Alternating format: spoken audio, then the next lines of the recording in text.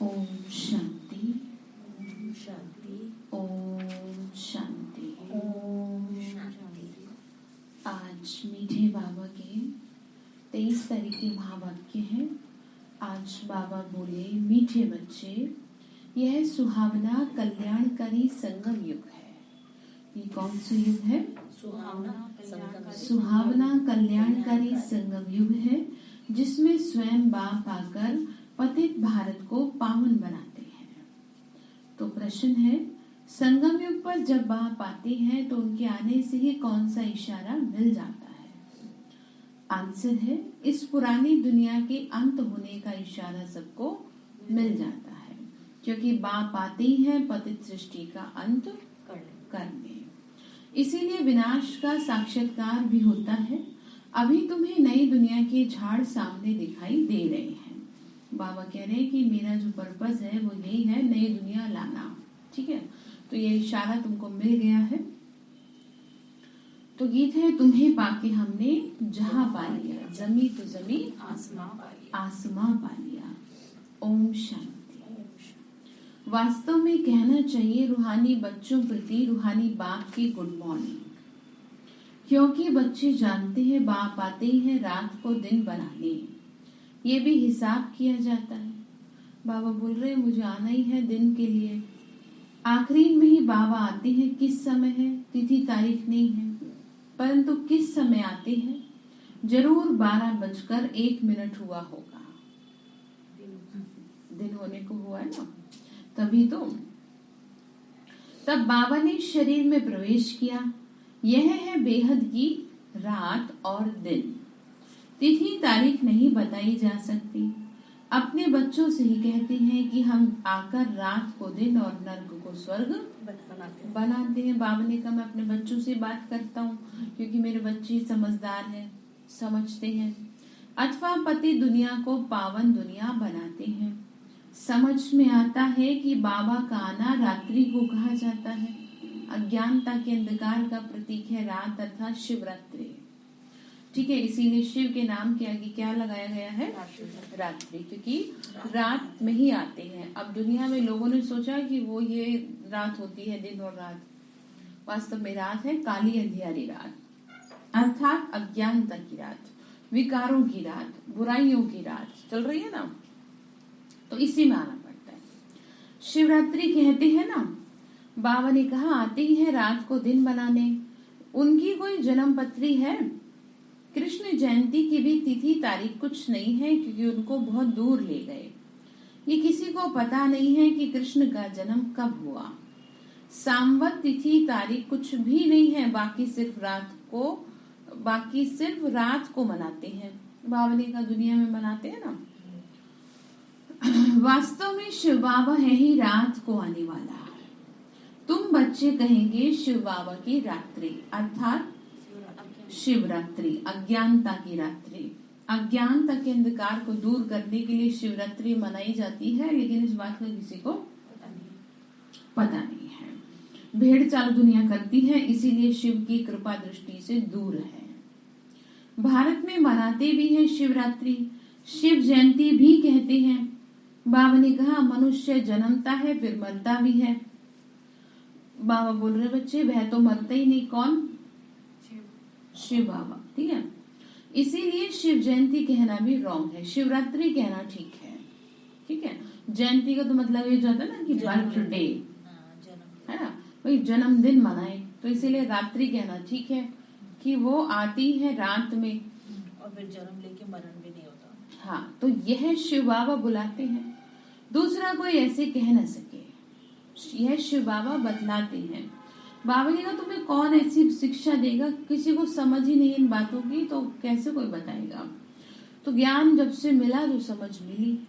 भले कहते हैं शिवोम, परंतु बता न सके मैं कब आता हूँ, आकर क्या करता हूँ। शिव बाबा तो बताते हैं ना कि अब आधा कल्प की रात्रि पूरी हो, दिन शुरू हो रहा है। ठीक है, क्या शुरू हो रहा है? रात्रि खत्म होती दिन शुरू हो रहा है। हाँ, दिन निकलने को है, कहते ना अब दिन निकल रहा है। तो ये गीता का एपिसोड रिपीट हो रहा है।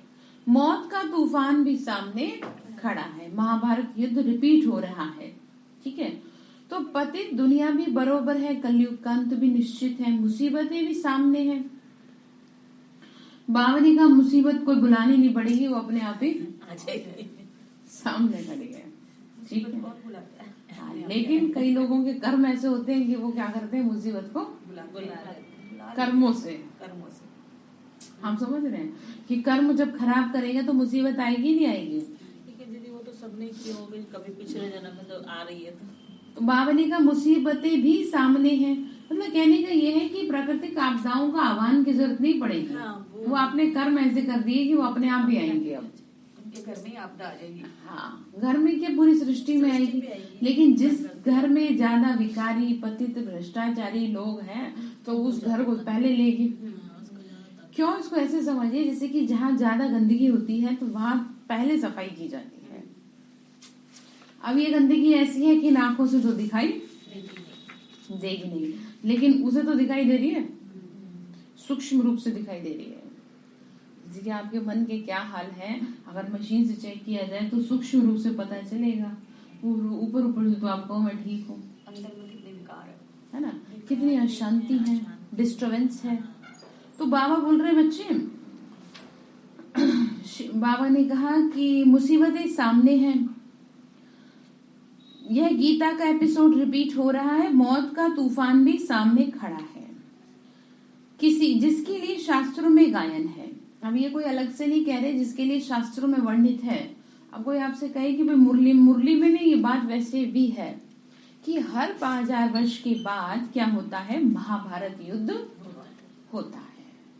और ये हर धर्म शास्त्र में है, चाहे आप कुरान उठा लें, चाहे आप बाइबल उठा लें, चाहे आप कुछ भी उठा लें, सब में आपको महाभारत युद्ध की बात अलग अलग शब्दों में स्पष्ट मिलेगी।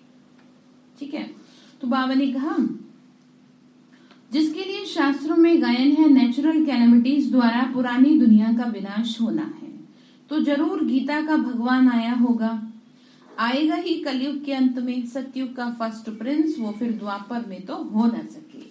बाबा क्या कह रहे हैं, द्वापर में नहीं होगा, दुनिया में द्वापर में दिखाया है। किसको? श्री कृष्ण को।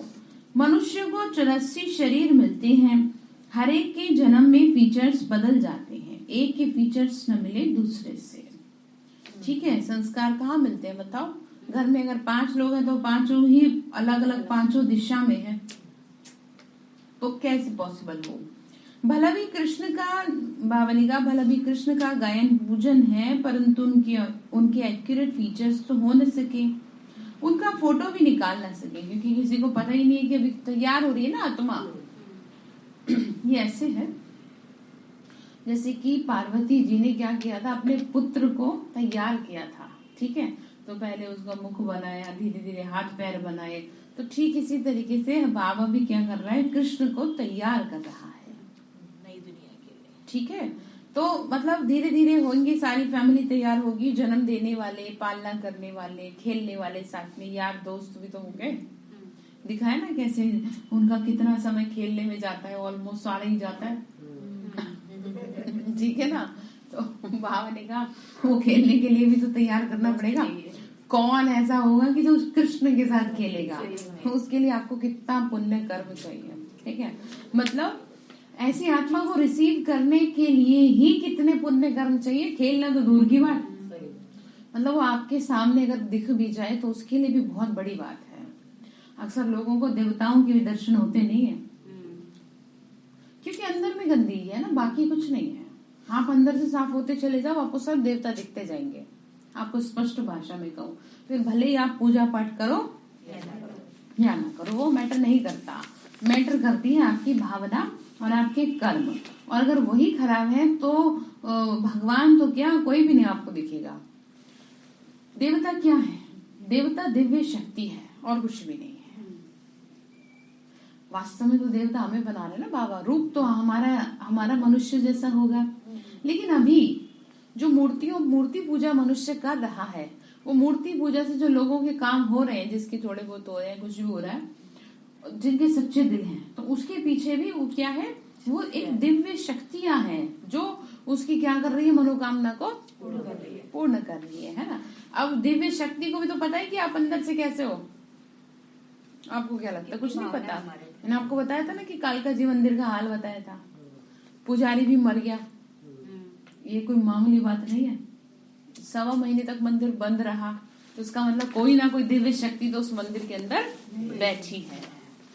ठीक है, तो इसी तरह से हमारे चारों तरफ भी दिव्य शक्तियां होती हैं।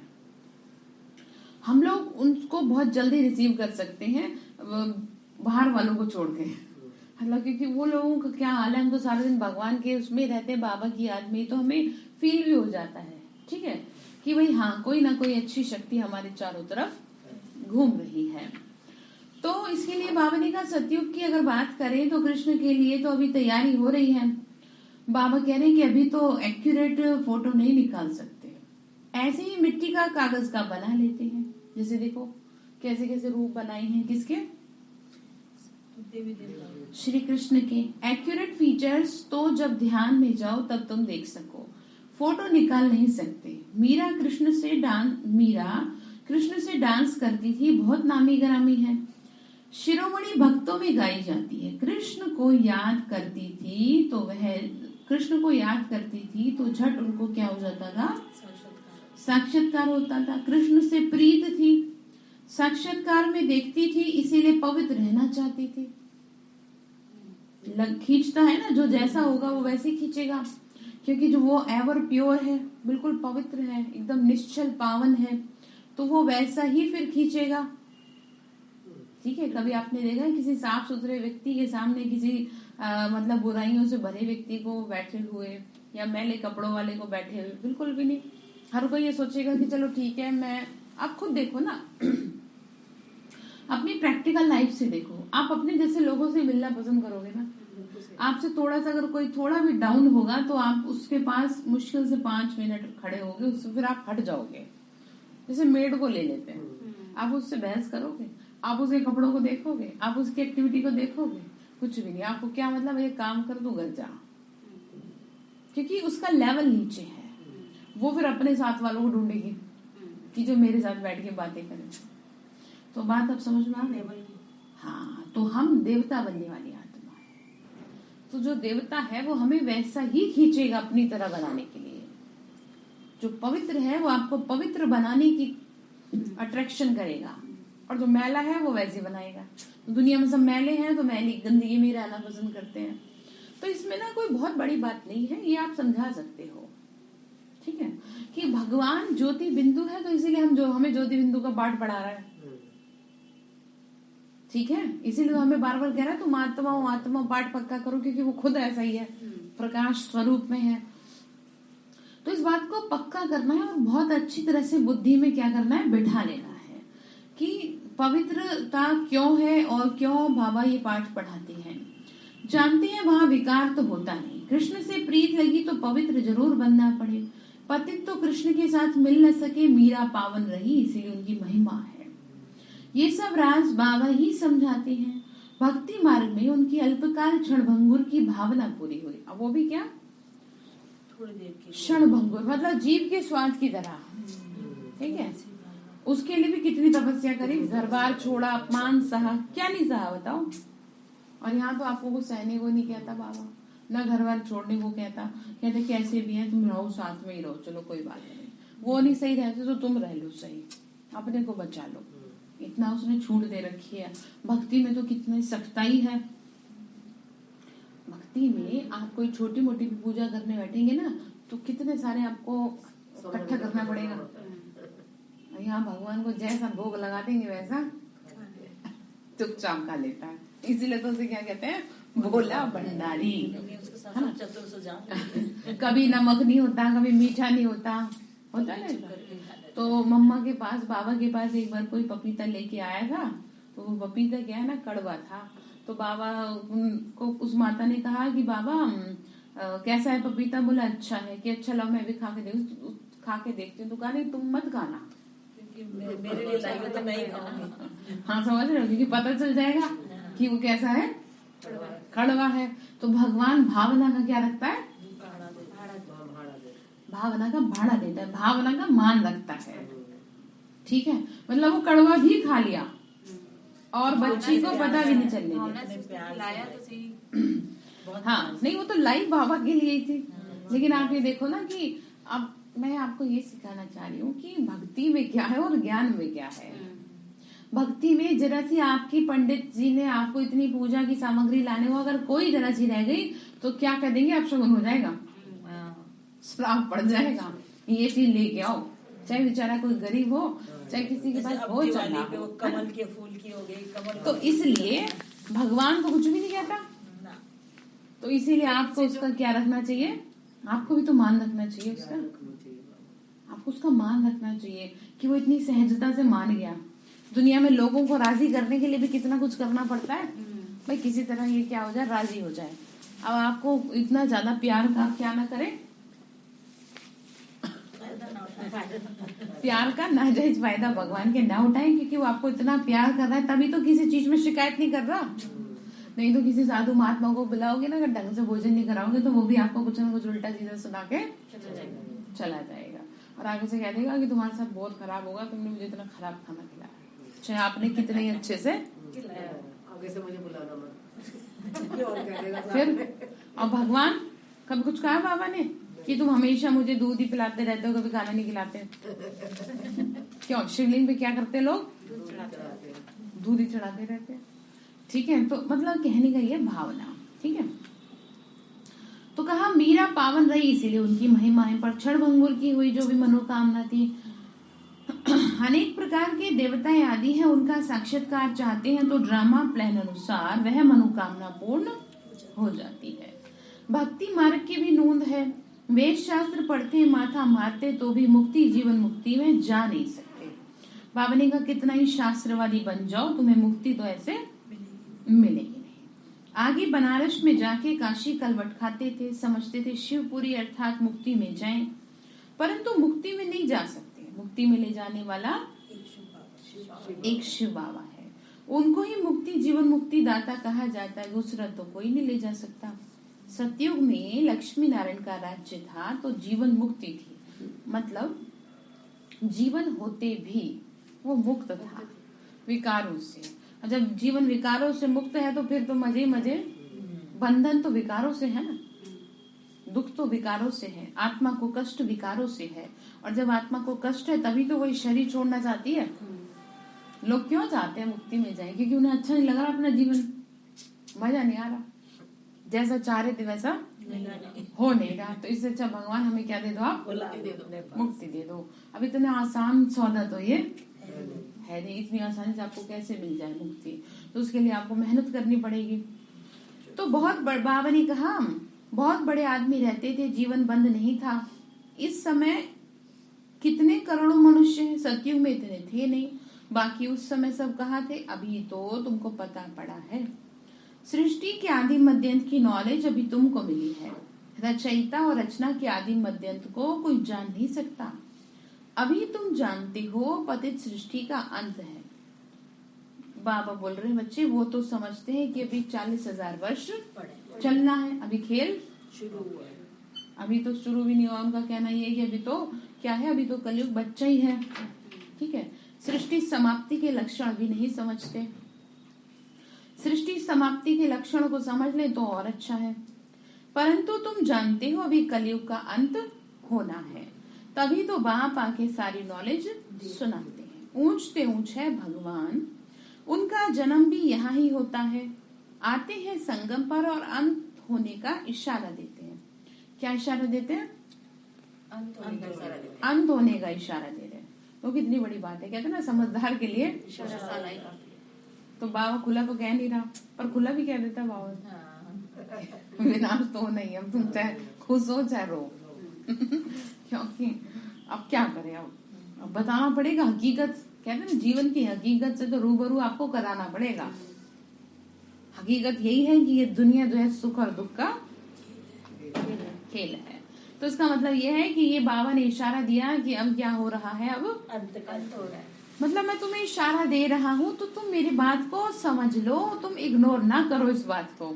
कि जैसे कई लोग कहते हैं पता नहीं बाबा कब से कह रहा है विनाश विनाश, और जिस दिन हो गई ना शुरू उस दिन फिर भागे चलेंगे एकदम, ये कहेंगे अरे ये कैसे हो गया। सही कहती थी। तो फिर क्यों परेशान होते हैं? तो जो हो रहा है तो होने दीजिए। इसके लिए भी ना आपको हिम्मत चाहिए चीजों को देखने के लिए। बाबा ने कहा जितना जितना नजदीक आएंगे तो उतना देखने में आएगा। आ गई ना वही बात, जैसे जैसे पता चलेगा फिर अपने आप ही चलेंगे। मनुष्य जब घर के नजदीक होते हैं तो बातें याद आती हैं। तुमको भी बहुत साक्षात्कार होते रहेंगे। मुक्ति धाम में जाकर जीवन मुक्ति में आना है। तुम जानते हो बरोबर भारत विश्व का मालिक था। भारत क्या था? विश्व का मालिक था। अब कहते हैं मैं हर 5000 वर्ष बाद तुमको राजयोग सिखाता हूँ। ये स्थापना हो रही है भविष्य नई दुनिया के लिए। किस लिए कर रहे हैं सब? भविष्य नई दुनिया के लिए। अब नई दुनिया तो बनानी है।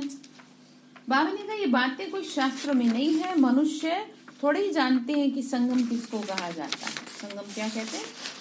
संगम मिलन को कहा जाता है। तो इस समय हमारा क्या है? भगवान से मिलन हुआ है, तभी तो संगम कहलाया। तो इसीलिए बाबा कहते हैं बच्चे ये जो संगम का समय ना ये दोबारा रिपीट नहीं होगा। तो बेहतर यही है कि तुम इसका क्या कर लो, पूरा पूरा फायदा ले लो। क्योंकि मैं हमेशा तो तुम्हारे लिए बैठा नहीं रहूंगा।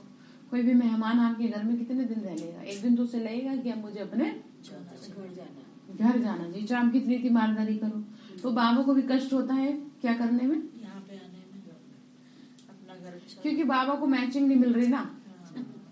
किसकी? पावर है, बाबा इतना वो एकदम एवर प्योर। और यहाँ सारी कैसे हैं? थोड़े बहुत बच्चे मिल जाते हैं सही, वो भी सारे नहीं मिलते। वो भी गड़बड़। तो किस तरीके से बाबा को होती है। इसलिए बाबा ने क्या कहा कि बच्चे देखो मैं तुम्हारी वजह से रुका हूँ। तो इसलिए बाबा मेहनत करवा रहे बच्चों से। बाबा ने कहा इसको ही कल्याणकारी सुहावना संगम युग कहा जाता है। किसको? हाँ, ये जो समय चल रहा है जहाँ से पतित भारत पावन बनता है। बाप भी कल्याणकारी है। बाप आते हैं तुम्हारे 84 जन्म अब पूरे हुए हैं, समझा रहे हैं।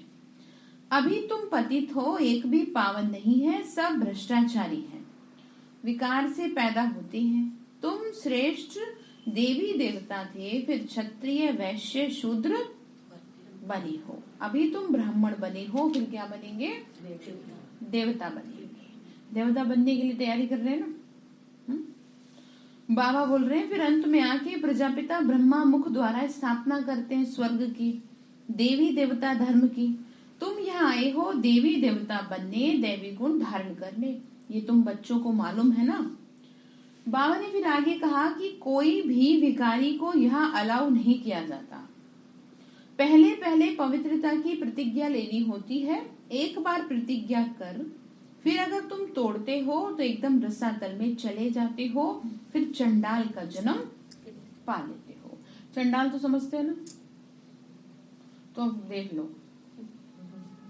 ठीक है, बाबा क्या कर रहे हैं? शिक्षा दे रहे हैं। ठीक है, पहले तो बहुत था इस चीज को लेकर के। अभी जैसे जैसे देखो बाबा भी नहीं आते अब, आप समझ रहे हैं कि जो जैसा होता है फिर उसी हिसाब से वो आउट हो जाता है इसी से, क्योंकि उसे मिल नहीं रही ना, अपना संग नहीं मिल रहा बच्चों का। पहले तो मधुबन में बहुत रिस्ट्रिक्शन होती थी जाने के लिए। पूरा आपको फॉर्म भरना पड़ता था जिसमें एक कॉलम पवित्रता का भी होता था कि कितने समय से आपने इसका पालन कर रहे हो तभी आपको परमिशन मिलेगी। लेकिन अब जैसे जैसे समय बढ़ रहा है वैसे वैसे लोग बढ़ रहे हैं, तो अब क्या है, अब सब तरह के लोग जाते हैं, तो बाबा भी नहीं रहा।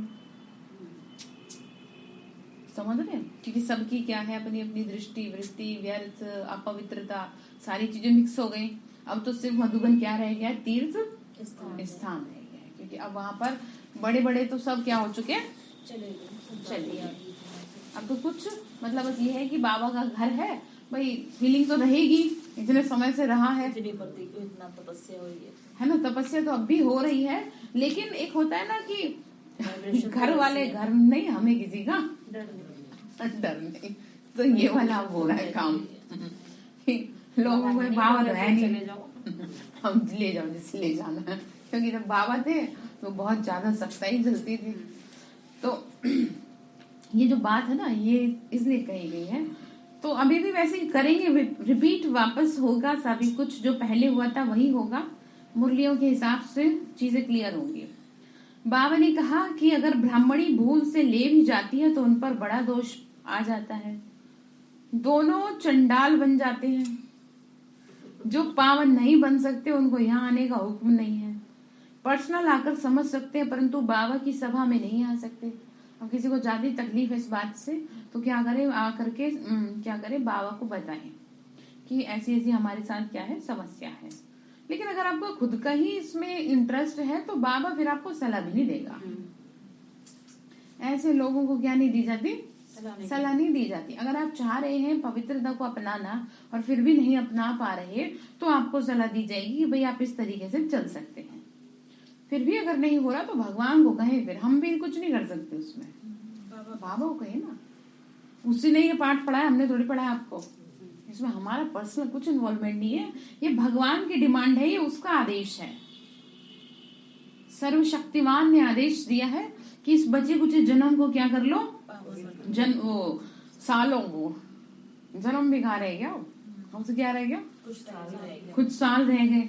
तो इसलिए तकलीफ होनी नहीं चाहिए, लेकिन फिर भी होती है तो भगवान से क्या करे, बहसबाजी कर ले, उससे कर ले शिकायत, उससे झगड़ा कर ले, हमसे ना करे, क्योंकि हमारे पास इस बात का कोई समाधान है नहीं।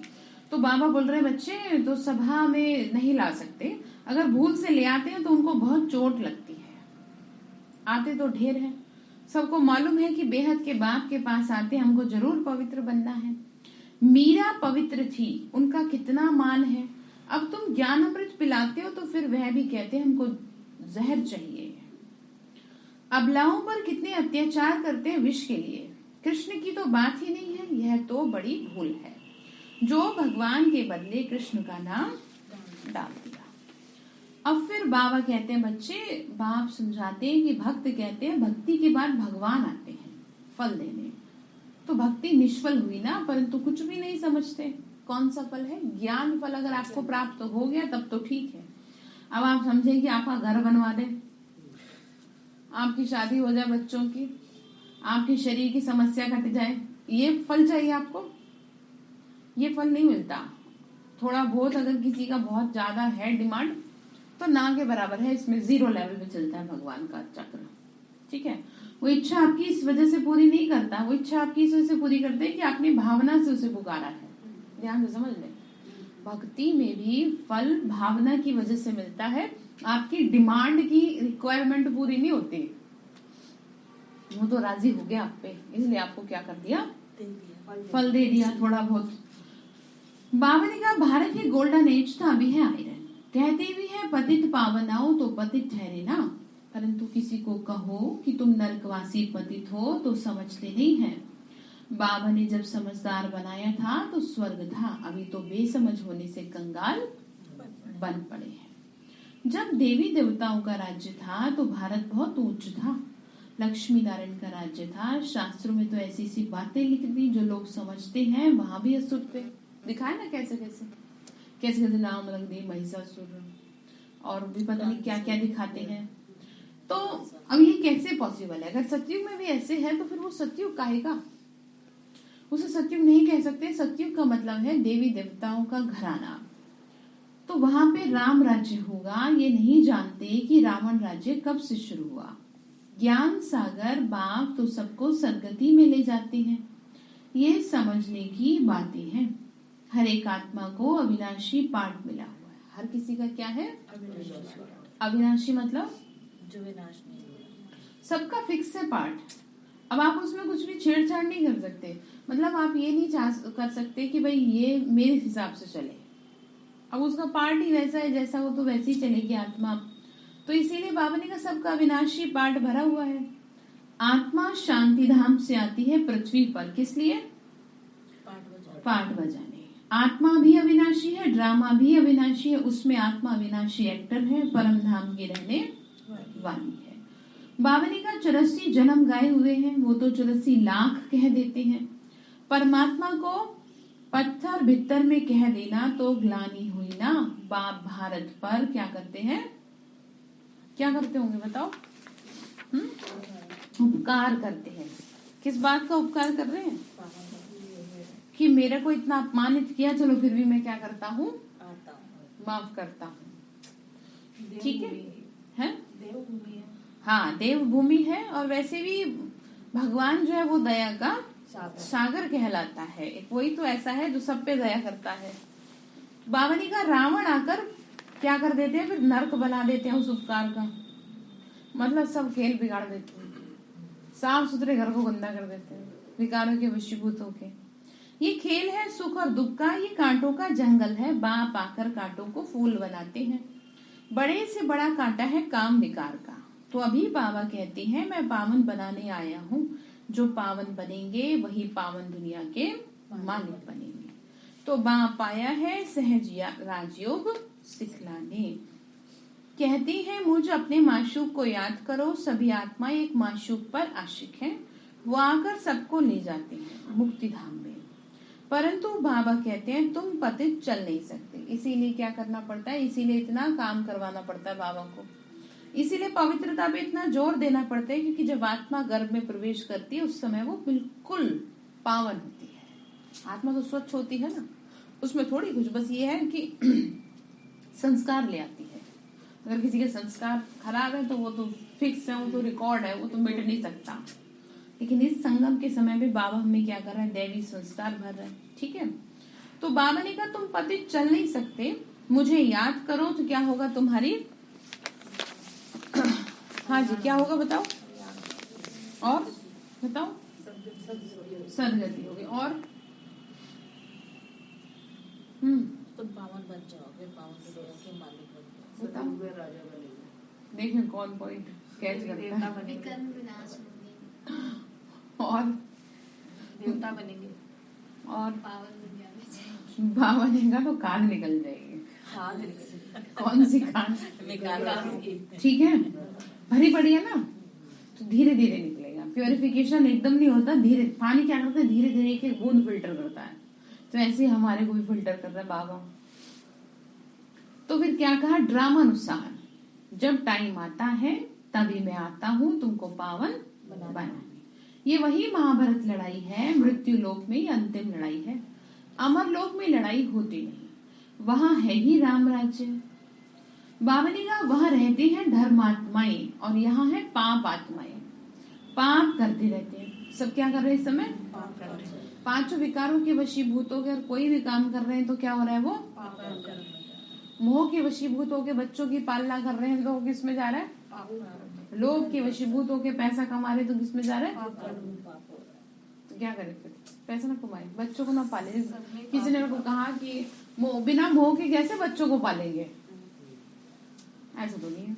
जब बच्चे उल्टा सीधा व्यवहार करते हैं तभी तो आप अपने आप को क्या कर लेते हो, मजबूत कर लेते हो, अलग कर लेते हो। तो मतलब आप ये चाह रहे हैं कि वो क्या करें, उल्टा सीधा काम कर। अब आप उनसे अपना डिस्टेंस मेंटेन रखो।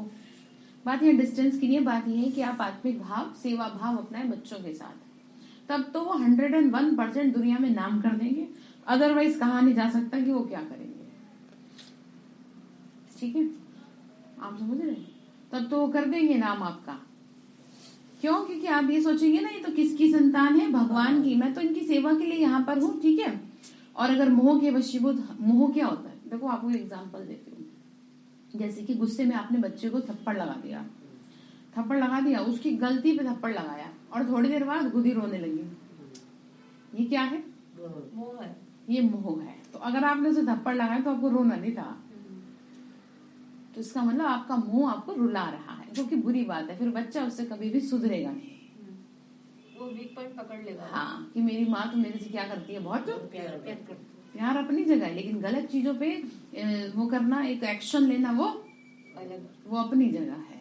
तो आप समझ गए मोह क्या होता है फिर।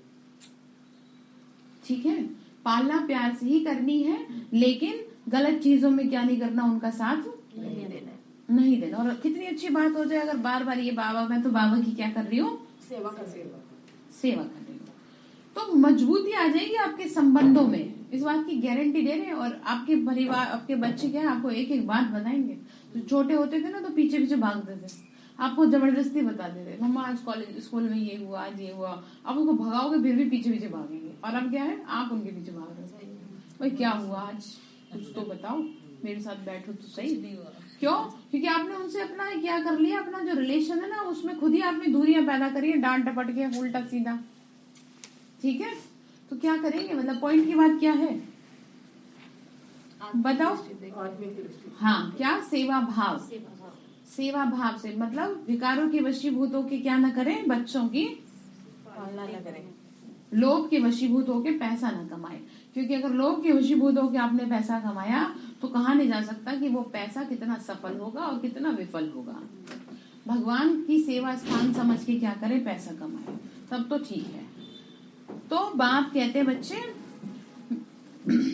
मैं 1 सेकंड में तुमको चढ़ती कला में ले जाता हूँ, इसमें सिर्फ एक ही अंतिम जन्म लगता है और उतरती कला में कितने लगते हैं? 84 जन्म। तो अब बाबा कहते हैं उठते बैठते क्या करो, मुझे याद करो। इन साधुओं का भी उद्धार करने मुझे आना पड़ना है। तमो प्रधान बुद्धि मनुष्य तो कुछ सुनते हैं, वह सत्य सत्य कहते रहते हैं। अंध श्रद्धालु है, इनको कहा जाता है ब्लाइंड फेथ, ठीक है, अंधविश्वासी। गुड़ियाओं की पूजा करते हैं, बायोग्राफी को जानते नहीं। अब बाप आकर इन सबको ज्ञान देते हैं। इसको रूहानी स्पिरिचुअल नॉलेज कहा जाता है, वो है शास्त्रों की फिलॉसफी। ये भी बाप आकर बच्चों को समझाते हैं।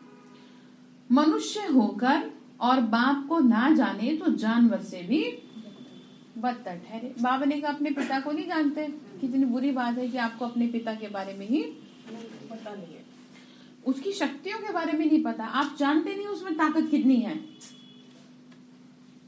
आपको जिस दिन ये रियलाइजेशन होने लगेगा उस दिन आपके रंग ही अलग हो जाएगा। आपका मतलब कहता है ना कि आप एक अलग रुहाब में रहोगे। छोटे से बच्चे को पता चल जाता ना मेरे पापा पुलिस में है तो चलता भी ऐसे है और सबसे लड़ाई करेगा, तो इस बात का डर है कि क्या समेट लेंगे मेरे पापा संभाल लेंगे। है ही नहीं डर कि मेरे पापा अपने आप क्या कर लेंगे, समेट लेंगे, मैं क्यों डरूं। और आपका कौन है? वो कौन है? सारी दुनिया का मालिक बैठा है, ठीक है। कहाँ बैठा है? उसके लिए कमरा बना दो, दरवाजे बिठा लो, ठीक है। कई लोग दरवाजे बिठा देते हैं, पहरेदार बना देते हैं कि आप क्या करो यहाँ पर बैठ जाओ, आपको यहीं चाय पानी मिलती रहेगी। भावना की बात है, सबका अपना अपना तरीका। किसी को लगता है डर तो भाई ठीक है, अब ये काम भी करवाओ। किसी को चाहिए भगवान पिता का प्यार तो फिर अंदर कमरे में बिठाओ। किसी को चाहिए बच्चे का प्यार तो फिर बच्चे के रूप में मनाओ। हर चीज उसकी पूरी होता है ना बच्चे को बार बार अब ये खा लिया वो खा लिया, अच्छा सो जा उठ जा, कितना सारा चलता है हिसाब। तो ठीक है, आप क्या बनाएंगे फिर? बाप बनाएगा। पिता जो है वो सबसे बेस्ट रिलेशन है, उससे अच्छा कुछ नहीं होता बच्चे और पिता के संबंध से। तो ये बना ले। मतलब ये जो बात मैं आपको बता रही हूँ, ये जो बात है ये कईयों की ऐसी है कि थोड़ा सा खराब था घर का माहौल तो उसको बहन को ऐसे करना पड़ा। तो बाबा बोल रहे बच्चे इसको स्पिरिचुअल नॉलेज कहा जाता है, वो है शास्त्रों की फिलॉसफी। दुनिया में किसी को कुछ समझ ही नहीं है। बाबा ने कहा मुझे नहीं जान पा रहे, जानवर से भी देवताओं की आगे महिमा गाते आप सर्वगुण संपन्न हैं। तो दोनों मनुष्य, परंतु ये है सारा कांटों का जंगल। बाबा तुमको कांटों से फूल बनाते हैं। भारत सचखंड था, फिर रावण आकर झूठखंड बना रहे हैं। सचखंड बनाने वाला एक बाप है, वही आके परिचय देते हैं। सो भी ब्राह्मण बच्चों को फिर ये ज्ञान रहेगा नहीं। बाबा ने कहा इसी समय में तुमको क्या मिल रहा है? ये ज्ञान मिल रहा है। भारत जो विश्व का मालिक था सो अब क्या बना है? कंगाल बना है। मनुष्यों की बुद्धि ऐसी है जो बाहर में बोर्ड देखते भी है, लिखा हुआ है प्रजापिता ब्रह्मा कुमार कुमारियां, तो भी नहीं समझते कि एक ईश्वरीय फैमिली है। इतने ढेर बीके हैं, इसमें अंधश्रद्धा की तो बात हो न सके। ये है ईश्वरीय परिवार। समझते हैं ये कोई इंस्टीट्यूशन है, अरे ये तो फैमिली है, ठीक है ना। ये क्या है? ये फैमिली है। कुमार कुमारियां, ये तो घर हुआ ना। इतनी प्रदर्शनी करते हो, समझाते हो, फिर भी समझते थोड़ी है। सबकी अपनी अपनी अंडरस्टैंडिंग है। 7 दिन का कोर्स जब ले अच्छी रीति समझे तब बुद्धि में बैठे। इसीलिए क्या है, मुरली में बैठने दिया जाता नहीं है। पता लगे उल्टा ज्ञान का नशा चढ़ जाए और बाहर जाके कुछ बता दे। तो कईयों को हुआ है ऐसे कि पूरा कोर्स करते नहीं हो, थोड़ा बहुत सुना और मुरली में बैठ गए और मुरली में कोई ऐसी बात बाबत हुई ऐसी बात कर देते हैं और वही बात लेकर के बाहर में सबको फैला दी। तो इसे क्या कहेंगे? ये क्या है ना, ये बहुत खराब चीज है कि किसी भी बात की आपको अगर पूरी नॉलेज नहीं है तो आप अपना मुंह बंद रखें। पहले पूरा डेप्थ में जाए, चीजों को समझे, तब कुछ कहें आगे, तब तो समझ में भी आ रहा है। तो बाबा ने कहा कि बच्चे तब बुद्धि में बैठे, जब 7 दिन तक कोर्स करने के बाद। हाँ कोर्स कर। अच्छा, मीठे मीठे सिक्के न दे बच्चों प्रति माता पिता बाप दादा का याद प्यार और गुड मॉर्निंग। रूहानी बाप की रूहानी बच्चों को नमस्ते। हम रूहानी बच्चों की रूहानी माता पिता बाप दादा को नमस्ते नमस्ते बाबा नमस्ते। शुक्रिया बाबा, शुक्रिया बाबा, शुक्रिया। धारणा के लिए मुख्य सार है चढ़ती कला में जाने के लिए उठते बैठते याद में रहना, बाप समान सभी पर उपकार करना। दूसरी पॉइंट है ज्ञान अमृत पीना और पिलाना, कांटों को फूल बनाने की सेवा करनी है, जिससे जैसी हो वैसी करे। वरदान दिया बाबा ने, मर्जी व स्थिति द्वारा हिम्मत और उल्लास की अविनाशी स्टैंप लगाने वाले प्राप्ति संपन्न भव। मर्जी व स्थिति, बाबा ने कहा जो प्राप्तियों से संपन्न होते हैं उनके हर चलन नैन चैन से उमंग उत्साह दिखाई देता है। ठीक है, जिनको ये बात ध्यान रहती है कि भगवान ने मुझे बहुत कुछ दिया है, मुझे ज्ञान और गुणों से सजाया है, तो वो नैन चैन में खुशी दिखाई देगी। लेकिन हिम्मत और उल्लास की अविनाशी स्टैंप लगाने के लिए अपने पास्ट के व ईश्वरीय मर्यादाओं के विपरीत जो संस्कार स्वभाव संकल्प व कर्म होते हैं ना, उनसे मर्जीवा बनो। मतलब पुराने संस्कार पुराने स्वभाव, इनसे क्या बन जाओ, मर्जीवा। इसका मतलब ये है कि ये आपके है ही नहीं, खत्म है ये। ठीक है, अभी तक जैसे चल रहे थे वैसे नहीं, अब नए संस्कार बाबा भर रहे हैं। प्रतिज्ञा रूपी स्विच को सेट कर प्रैक्टिकल में प्रतिज्ञा प्रमाण चलते रहो। हिम्मत के साथ उल्लास हो तो प्राप्ति की झलक दूर से ही दिखाई दे। तो किससे मर्जीवा बनेंगे? पुराने संस्कारों से, पिछले जन्म। हाँ ठीक है, अपने पास्ट के। स्लोगन है मेले व झमेले। मेले व झमेले में डबल लाइट रहने वाला ही धारणा मूर्त है। मतलब परिस्थितियों आपको संभालना है हर तरह से खुद को, और आप जो संभाल रहे हैं तो ये बात क्या साबित करती है कि आप क्या है, धारणा मूर्त है। आप धारण करते हैं बाबा की शिक्षाओं को। ठीक है, अच्छा, ओम शांति।